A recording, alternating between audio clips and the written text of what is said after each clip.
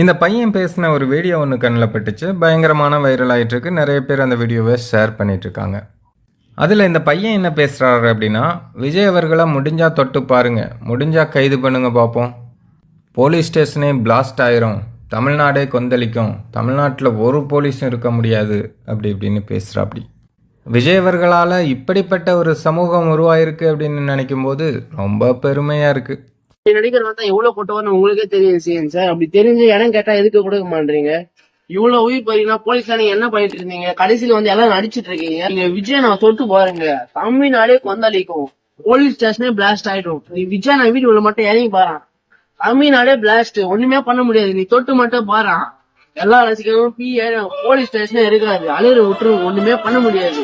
அரசு முடிஞ்சா பண்ணிப்பாரு, பிளாஸ்ட் ஆயிடும். நீங்க உள்ள இறங்கி பாருங்க, விஜய் நான் வீட்டு உள்ள போலீஸ் ஸ்டேஷனே இருக்காது, ஒண்ணுமே பண்ண முடியாது. நீங்க தொட்டு பாருங்க, போலீஸ் ஸ்டேஷனே பிளாஸ்ட் ஆயிடும், பஸ் எரியும், நீங்க எல்லாம் ஒண்ணுமே பண்ண முடியாது. ஓகேவா? பாவம், அந்த பையன் ஸ்கூல் தான் படிப்பாருன்னு நினைக்கிறேன். பார்த்தா சின்ன பையன் மாதிரி தான் தெரியுது. அவருக்கு அந்த அளவுக்கு மெச்சூரிட்டி கிடையாது. ஏற்கனவே அரசாங்கம் சார்பில் அவதூறு பரப்புனா கைது பண்ணுவோன்னு ஒரு அனௌன்ஸ் பண்ணியிருக்காங்க. அதன்படி நிறைய பேரை கைதும் பண்ணிகிட்ருக்காங்க.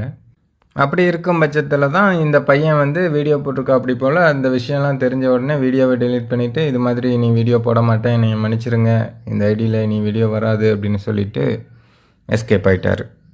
அதாவது இந்த பையனையே நாளைக்கு கைது பண்ணாலும் கூட யாரும் அந்த பையன் பின்னாடி நிற்க மாட்டாங்க. அதாவது அவங்க கட்சிக்காரங்களே நிற்க மாட்டாங்க.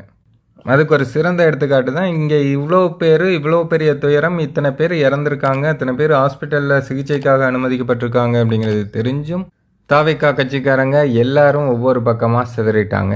யாருமே வந்து எட்டி பார்க்கல. ஒரு துயர சம்பவம், மிகப்பெரிய துயரம். இந்தியாவில் இருக்கிற எல்லா அரசியல்வாதிகளுக்கு முதற்கொண்டு எல்லா நடிகர்கள் எல்லாருமே அதை பற்றி பேசிகிட்டு இருக்காங்க. அப்படி இருக்கக்கூடிய ஒரு பிரச்சனைக்கே யாரும் வராமல் அவங்க பாட்டுக்கு அங்கங்கே செட்டில் ஆகிட்டாங்க. இதில் இந்த மாதிரி உங்களுக்கு ஒரு பிரச்சனை, போலீஸ் ஸ்டேஷன் போனோன்னா வந்து நிற்பாங்க. உங்கள் லைஃப்பை தொலைச்சிடாதீங்க, அதை முதல்ல பார்த்துக்குங்க.